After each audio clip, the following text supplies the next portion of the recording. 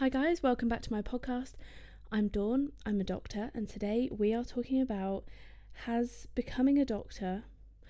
being a doctor change how you think about sex? I think it does. Today I'm going to explain why, and we're going to go through a little bit of, some funny stories along the way. So I hope you enjoy Backseat Positivity. I can't tell if this is because I've gotten older or some of it is from being a doctor, but I definitely see sex as more of like a reproductive function now than I used to. You know, when you're younger, you're kind of like, yay, sex, yay. And then it's like, then you start seeing it as like, okay, sex is to have babies. I think it is probably an age thing. But also, I definitely think the things I've seen, they have changed my view on, what would you even call it? Vaginas and penises. Vulvas and willies. Yeah, we're going to be saying a few crude words, if you call that a crude word, today. Obviously, I mean, we're talking about sex. Like, you can't have a conversation about sex and then not talk about... why do I not want to say the word? And not talk about penises. Like, you have to.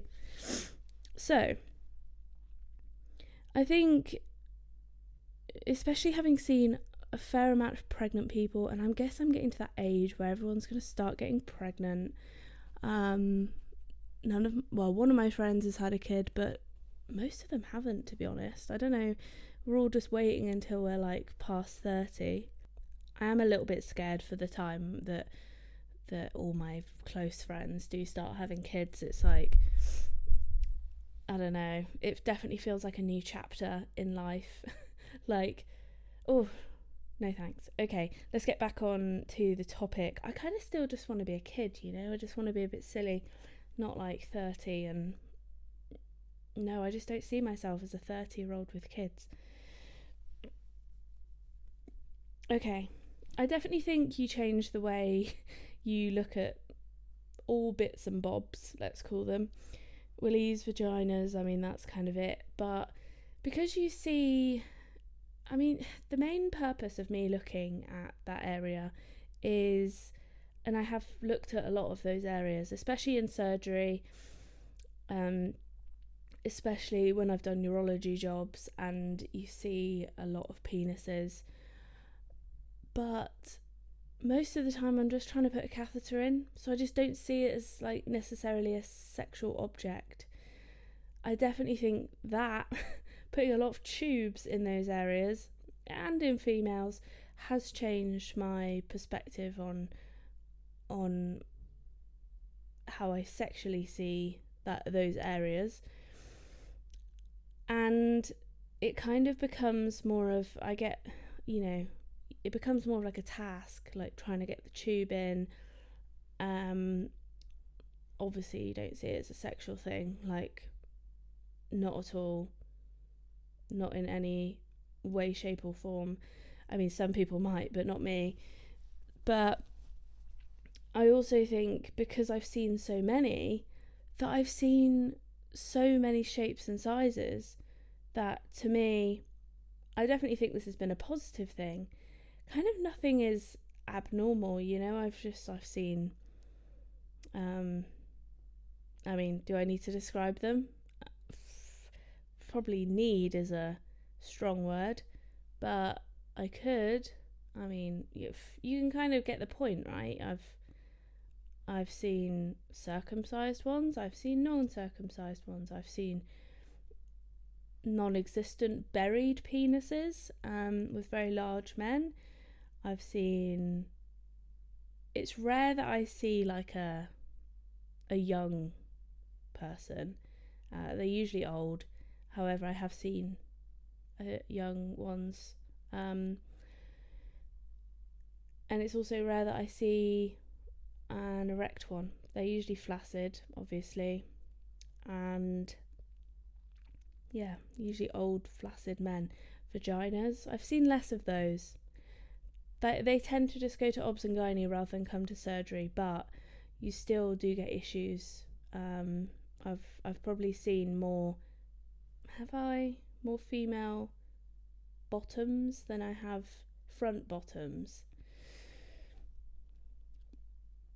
I think I've seen more front bottom in A&E because they haven't yet seen gynae. Or sometimes you're on a medical outlier ward and you have to see the patient first and then you refer them to gynecology.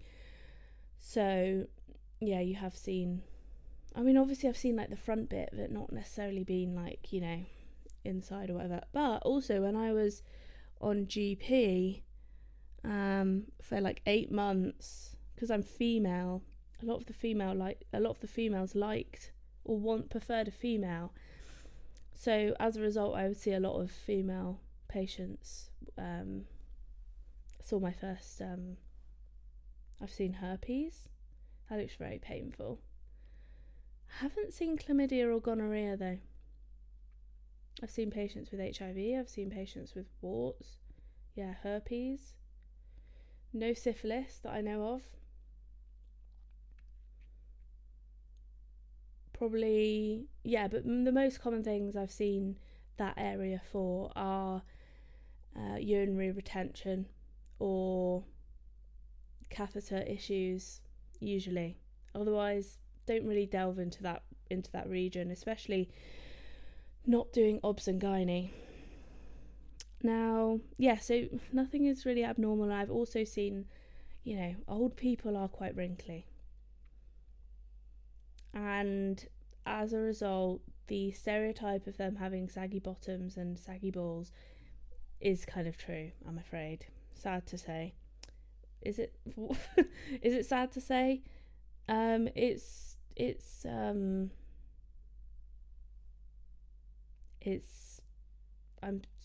sad to say in terms of, I don't know, I'm not breaking anyone's dreams, I hope. But I think there's definitely some creepier bits that I've seen of their sexual organs that I kind of wish I didn't know. Now, I don't think I've ever done any dissections of that area. And when I saw an autopsy, it was a man, and you don't go to that region, really. They are naked, but you tend to just focus on the organs, and sexual reproductive organs aren't really that, usually they don't result in deaths, unexpected deaths. So, I think as a female this probably bothers me less, but maybe as a male it probably would bother you. But I've seen a lot of trauma to the penis. A lot of people putting things up, or I've seen vagina ones too. A lot of people put vagina things in their vagina, especially like razor blades, or glass is a common one. Obviously that's not done for sexual pleasure, that's usually done for self-harm reasons, but I didn't really go anywhere like near that. That's like they go into surgery usually for that thing, or they see obs and gynae. But the male ones that I've seen, I've seen some quite traumatic catheters either being pulled out, or I've seen some phimosis or paraphimosis, I always forget which way around it is, but where the foreskin gets stuck and then the head swells up. So I've seen it all. Now the few things that I haven't seen actually, which is probably the most common thing doctors get asked, is things up bums. Now I don't know if they keep it discreet, they might do, but I also haven't done like loads and loads of A&E work, and if I have, it's kind of, I've seen it's not that common that those kind of things come in, but it's always sort of known about when it does, or told retrospectively. So some of the ones that I've heard have been like oranges, but the problem is with putting things up your bum is it just like disappears because it's like a vacuum. And then an orange is very hard to get out, so I think they had to thankfully an orange you can chop into bits, so I think that's what they did. But anyway, I think the point is that I'm very open about these things as a result of being a doctor, but you also might see sexual stuff as a bit less sexual because it's like, oh, I've seen it in some real states, some real different situations, and you kind of see it more as like a body part rather than a sexual object. Probably for the better. Okay, a couple of the creepier things that I've noted throughout my career. One in particular really grosses me out. In fact, I'll tell you the other one first. That one is that I've seen a lot of cross-section penis shots, and you kind of don't really think about the inside of a penis until you've seen it and studied the anatomy of it many, many times. And then the problem is I'm a very visual person. So in my head I can see all of those things. I think I've mentioned it before with, it's really dark in here. Is the light, should I turn the light on? No, that looks bad. I think it looks okay. On the screen it looks okay, but it feels very dark in here. So it's like a weird like boudoir setting. It feels a bit odd now because it's dark and I'm in bed talking about penises and vaginas. Like it feels weird. Not weird. It feels more weird than it did when I started. Okay. So yeah, a lot of cross-sectional penis shots, and I have talked about it in the past, with pregnancies, I don't see it as a bump, I see it as a human. Like I can see the whole body in there in my mind, because as a very visual person, I see the inside. That's just how my mind works. The other thing I didn't know until probably I was like 18 or 19 that vaginas are like corrugated inside, and I don't really know why. But that really grosses me out, like a lot.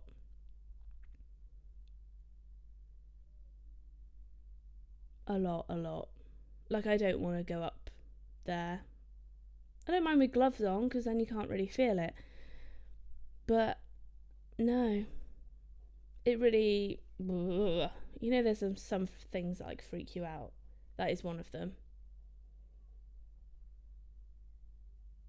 There are organs that I don't mind touching, In fact, they feel quite smooth. I like smooth. Smooth texture is good. Corrugated, no, not my vibe.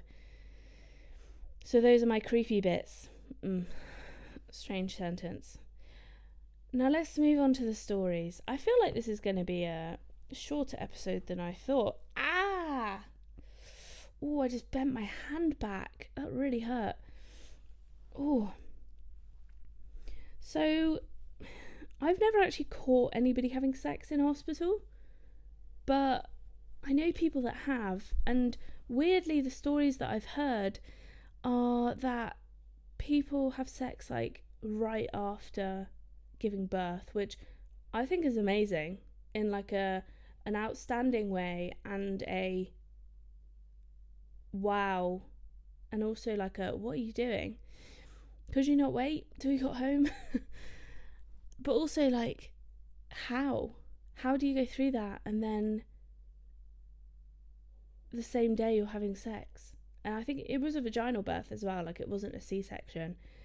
I even clarified that. So the only time I've ever caught anything a little bit funky going on is like I had a patient who was just a bit like wild, let's say. Her and her boyfriend, like when her boyfriend came to visit, they would like lie in bed together, which seems normal, but it's like just not done in a hospital bed. It's like if an old person's wife came over and like lay down in the bed next to them, it just doesn't it feels a bit weird. It's just not something you see. But I was like, okay, fine, you're just watching Netflix, I can cope with that. If anything more wild happens, then come on girl, we gotta sort that one out. I think the only time I've seen anything a bit like that, so the thing that happens quite often in hospitals is, well, not often, but more often than you'd imagine, is old men tend, usually with dementia, tend to masturbate. I have rarely, if ever, seen a female do this, but yeah, it's often men will do it. Rarely anything comes of it, but unfortunately, often they do it without the sheets on, and then it's a whole show for the whole bay. So that's more of a behavioural thing, but it's, something that you don't particularly fancy seeing. Let's put it that way.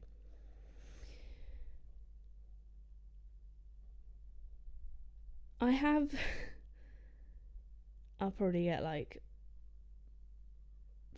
I don't know. I've told this story before. It's not a good story, but it's not like, it's not great, but it's not like I'm a bad person because of it. But I have actually talked about this in one of my other podcast episodes, and I couldn't remember which one it was, but I'll let you guys go and find out what that one was. It was one from when I was talking about my doctor day. Is the time when I gave a patient an accidental erection. I'll let you go and find that one. I don't need to go through it again, but it was an accident. Sometimes these things happen. It's like one of the things you get taught in med school, like what do you do when you accidentally give a patient an erection? And I talk about what I did. So yeah, go find it. It's a good story. And I'll tell you my weird thoughts for the day, and it's very sex related, okay? Not only do I not like corrugated vaginas, but I also don't, it's not that I don't like it, but I think it's weird, hence the name, weird thoughts. When I'm with you, all I get is weird thoughts. Okay, weird thoughts is, think about a penis and think that is another part of a human, and then it goes inside of, if you're female, or maybe even male actually, it goes inside of you and then like injects some fluid. Like, I think I'm thinking too much about it, I know that, but I think about these things again in a very visual manner, unfortunately for me. But it's literally like another human body part inside of another human, just another human in general. And I find that a bit weird.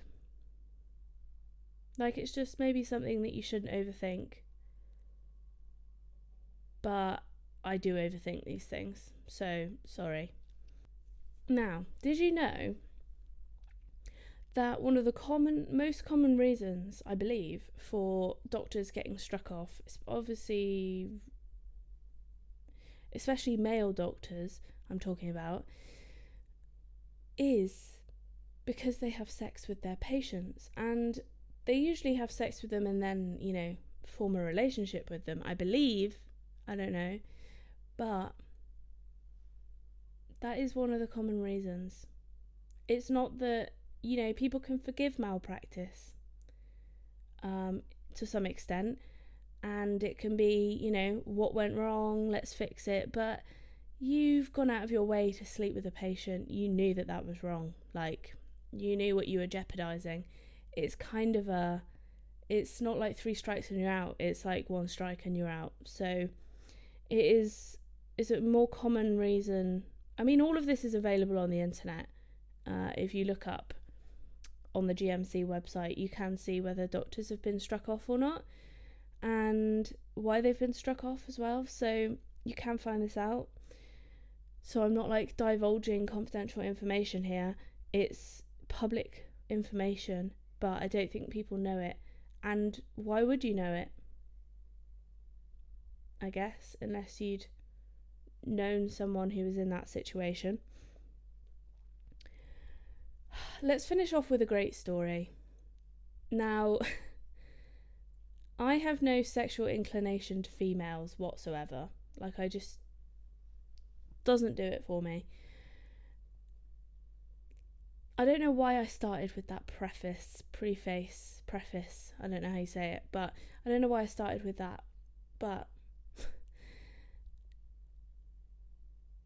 it must have been much more awkward for the men involved, okay? Because as a, what year were we?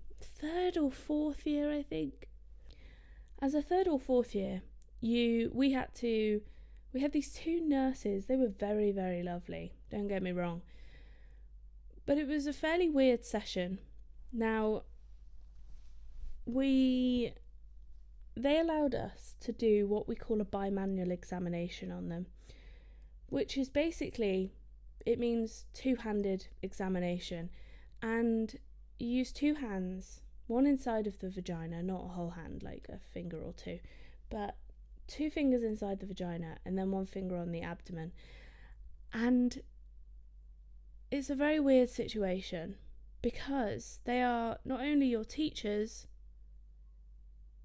but they're also, could be your colleagues, but then you're like 20, and it's a bizarre situation to be in. It was a really good learning experience because you get to practice and someone's like, yeah, that feels okay. Like, you're not being like, sounds a bit weird, but you're not being like too aggressive or it's not hurting or whatever. Whereas a patient just wouldn't necessarily tell you that. So fair play to them. I am not knocking them down whatsoever. I think it's great. But as a concept, it is a very strange one. Now, I think it was a bit more awkward for the men, arguably boys, in that situation, because we were like 20. I feel like you're quite young when you're 20. But one of the weird situations for me was when I had my fingers inside of this lady, and I'm like asking her a question. I'm like, oh, is this like the right place? And then she's like, oh yeah, left a bit, right a bit. And then she starts having a conversation with me, and I can't, like, I've never done this examination before, like on a person, so I can't multitask. And I'm like, do I stop and listen, which I choose to do, or do I carry on and just carry on, like, multitask and like do the examination and talk to her? But it's not like I couldn't do that, it's just that I'd already stopped. So then it felt weird to just like carry on when she was talking about that one specific part of the examination. So I stopped, and then I was like, do I take my fingers out? But then I'm going to have to put them back in? Or do I leave them there, not knowing how long this conversation is going to go on for? It was a weird dilemma to be in. Like I said, I opted for the fingers remain option, and the conversation probably went on for like 30 seconds, which, when you've got your fingers in a woman's vagina, does feel like quite a long time when you don't want your fingers to be there. Anyway, on that bombshell, I think, like I said, in summary, I think it does change the way you think about sex, but I think it kind of normalises everything. You kind of realise that everyone's a bit different, and that's fine. I don't necessarily think it's like a bad thing. But I definitely think it makes you see the more functional aspect of human life and reproductive life, but also it makes you feel better about probably yourself and other people as well. Like, people, you're like, oh, is this normal? Is this normal? Yeah, it is, because everyone's normal, just in their own little special way. There are lots of variations, trust me. And obviously there's themes, but no one is the same. And on that positive note, I have to go pick up my car from the garage. So I hope you enjoyed that episode. It's a fairly short one, only half an hour, but it's all good. Obviously, if you did like it, then give it a like if you're on YouTube. That would really help and help me get better content to you guys. Get some guests on, maybe even in the bed. And maybe that's my new thing. I just interview people whilst we're in bed. That would not be a bad podcast. In fact, it would be a great podcast. It would be Bedseat Positivity instead of Backseat Positivity. Yeah, it would help me probably get guests on and help me get the content to more people. Let your friends know if you liked it. Give it a review if you're listening on the podcast. Just, yeah, if you help the podcast will help you. Ooh, what a phrase. But yeah, helping the podcast get to more people, and by liking and subscribing and following or whatever, it's not just because I want more like followers, it's because it does actually help. So yeah, and it helps me get better content to you. So anyway, thanks so much for listening and watching, guys. I will see you next week. By the way, I upload twice a week, Mondays and Thursdays. So follow to not miss an episode. Bye.